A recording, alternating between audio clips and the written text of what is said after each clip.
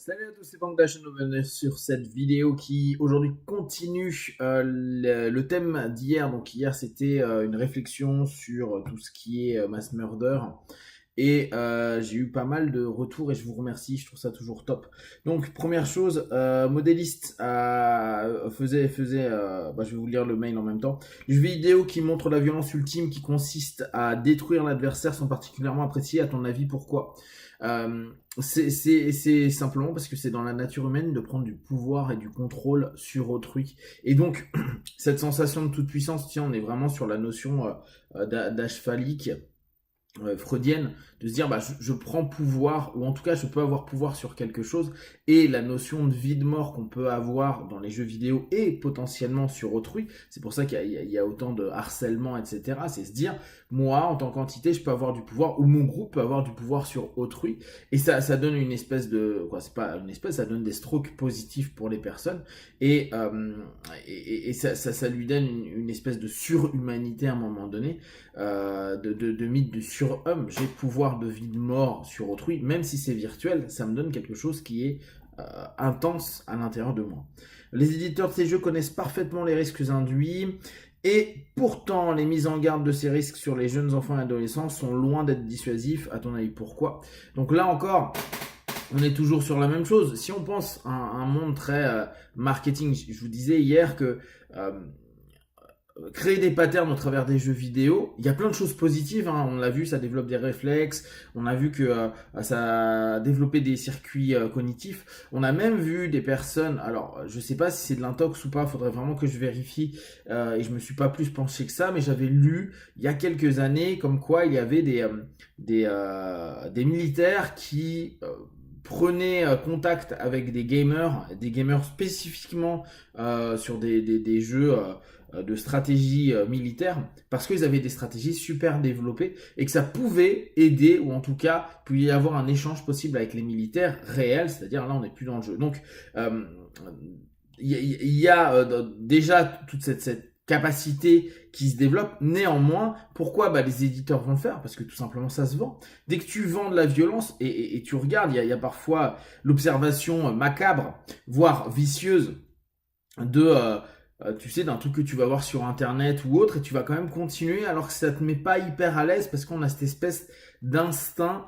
Alors est-ce que c'est de l'instinct? En tout cas, on a cette curiosité parfois malsaine d'aller jusqu'au bout d'un truc qui nous fait un peu peur, qui nous gêne, qui nous dérange, etc. pour voir comment on le vit, et parce qu'il y a cette notion qui intrigue. Et je pense que les éditeurs, ils se sont dit, monnaie, business, mon pote. Rien à battre de savoir ce que ça crée après. Nous, ce qu'on veut, c'est vendre. Il y a de la demande, offre, demande, on match. Dans le même genre, je viens de visionner une vidéo d'une conférence sur les ravages avérés des drogues générales, y compris que ce soit là. Bon, alors là, on passait sur autre chose. Alors, il y a également, hop, Nicole, qui avait donné un feedback qui était super intéressant.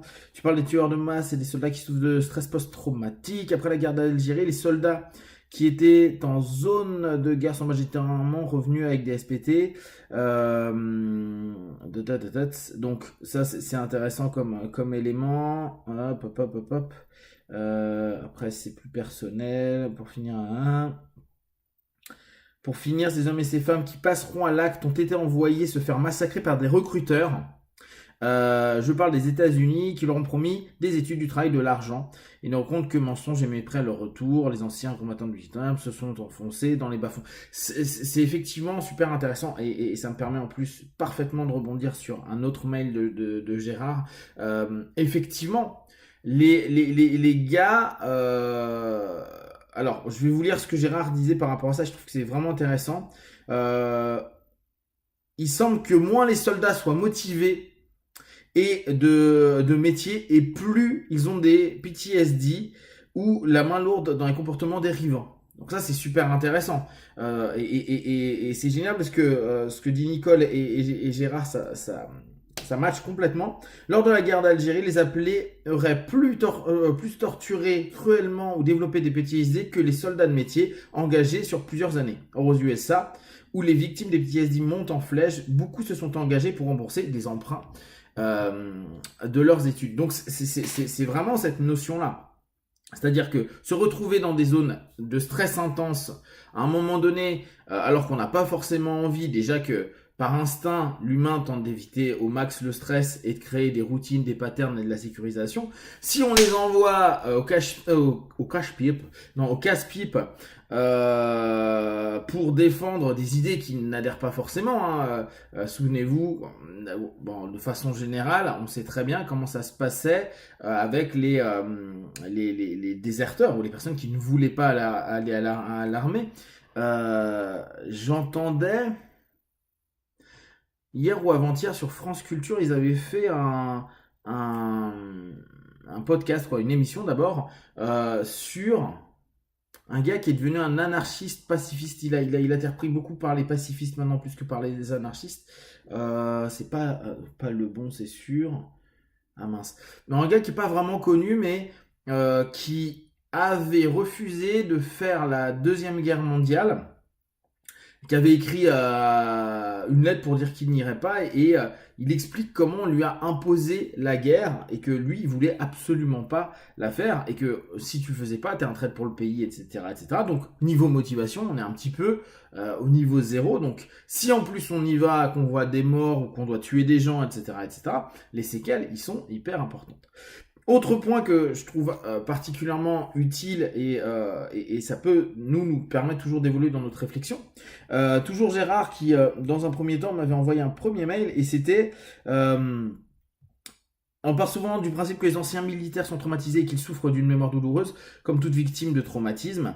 Or, de nombreux militaires m'ont expliqué que l'acuité sensorielle extraordinaire du combat et la manière dont les combats remet en cause un certain nombre de tabous et des idées de vie peuvent tendre à rendre la vie ordinaire très très terne, déprimante et dans certains cas morbide. D'où le besoin d'exaltation, etc. etc., etc.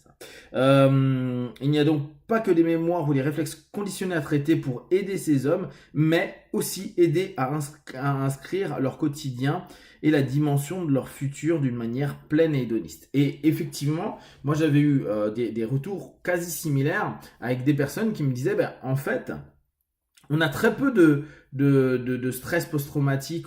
Alors je dis très peu. Dans moi, ce que je connais de l'armée française et des personnes qui m'ont partagé leurs expériences, ils disaient parce qu'il y a déjà il y a une volonté d'être allé dans certains services et puis il y a un état d'esprit, un esprit de corps, vraiment du corps militaire, des gars qui sont sur place, des gars avec qui tu as souffert, des gars qui ont vu tes potes partir, des gars qui ont tué des gens, etc.